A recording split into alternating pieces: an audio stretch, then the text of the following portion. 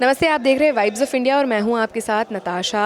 2 दिवसीय भारतीय जनता पार्टी द्वारा चिंतन शिविर का आयोजन किया गया था अहमदाबाद ज़िले के करीब। यहां पे केन्सविले गोल्फ क्लब है, वहां पे ये बैठक का आयोजन किया गया, जहां पे केंद्रीय नेतृत्व भी उपस्थित रहा था बड़ी संख्या में, जहां पे गुजरात राज्य के मंत्री श्री भी उपस्थित रहे थे।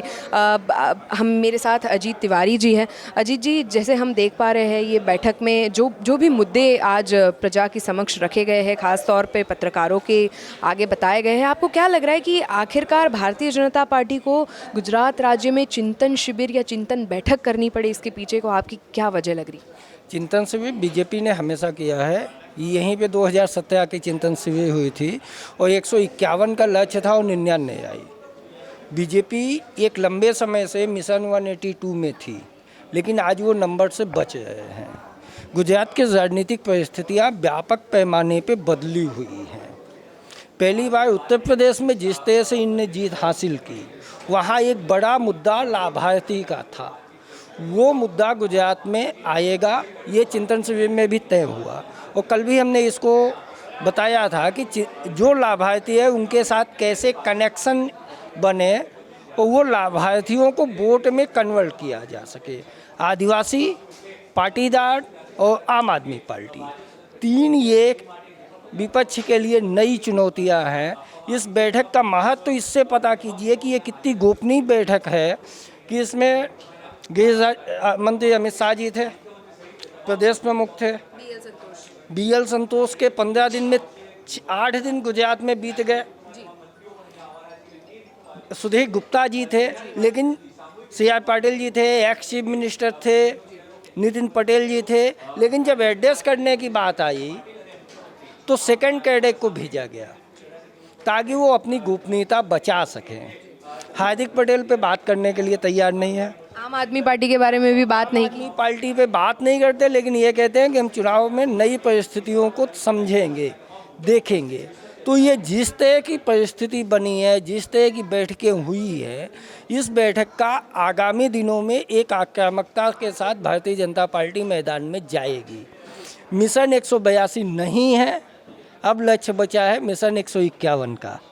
वो हासिल होगा नहीं होगा, लेकिन एक बात तय है, 151 भी नहीं, मैंने तो यही सुना प्रचंड बहुमति के साथ जीता जाएगा। नंबर से बचना चाहते हैं, वो कंटिन्यू नंबर से बचना चाहते हैं। मोदी जी के गोल्डन पीरियड में भी 130 नहीं क्रॉस हुआ। तो एक जो बड़ी बात है, वो सबसे बड़ी बात ये है इस पूरे चिंतन शिविर का कि गुजरात की ज़मीन जितनी शांत दिख रही है, ज़मीन के नीचे उतना नया कुछ हो रहा। और भारतीय जनता पार्टी एक नए तरीके से आएगी, क्योंकि आपने जब नई कैबिनेट बनाई, एक अनएक्सपीरियंस्ड कैबिनेट थी। और एक और बात मैं इसमें ऐड करना चाहूँगी अजीत जी, कि जब हमने सुना पत्रकार परिषद के दौरान पे उन्होंने कहा कि जैसे 2017 में एक चुनावी उनका एक चेहरा था विजय रूपानी जी का, और 2022 के लिए जैसे कि उन्होंने बात टालते हुए कह दिया कि हालांकि अभी के मुख्यमंत्री तो भूपेंद्र पटेल है, तो उन्हीं का नेतृत्व में चेहरा दिखेगा, लेकिन उसके साथ साथ उन्होंने काफ़ी सारे 3-4 नाम भी ले लिए। इस बारे में आपको क्या कहना है? नहीं, बीजेपी का गुजरात में एक ही चेहरा है, वो नरेंद्र मोदी का है। और देश में भी नरेंद्र मोदी के चेहरे पे ही बीजेपी चुनाव लड़ती है। उनने ये बात तय है कि गुजरात का, उनने कहा कि नरेंद्र मोदी, अमित शाह, JP नड्डा के लगातार कार्यक्रम होंगे। CR पाटिल तो बड़ नेचुरल है, जब वो स्टेट प्रेसिडेंट है, यदि प्राइम मिनिस्टर आएगा, होम मिनिस्टर आएगा, नेशनल प्रेसिडेंट आएगा तो वो आएंगे, वो चीफ मिनिस्टर आएंगे। लेकिन गुजरात कंटिन्यू तमाम राजनीतिक दलों की तरफ से टॉप लीडरशिप की लीडरशिप में गुजरात का चुनाव लड़ा जाएगा। मतलब इन सारे मुद्दों को मद्देनज़र रखते हुए हालांकि अब आगामी आने वाले समय में देखना ये रहेगा कि भारतीय जनता पार्टी की ये चिंतन बैठक कहो या चिंतन शिविर कहो कितनी फ़ायदेमंद उनके लिए साबित हो रही है। आज वाइब्स ऑफ इंडिया के माध्यम पे बस इतना ही। आने वाले ऐसे ही अलग अलग विषयों के साथ हम आपके समक्ष प्रस्तुत होते रहेंगे। तब तक के लिए धन्यवाद।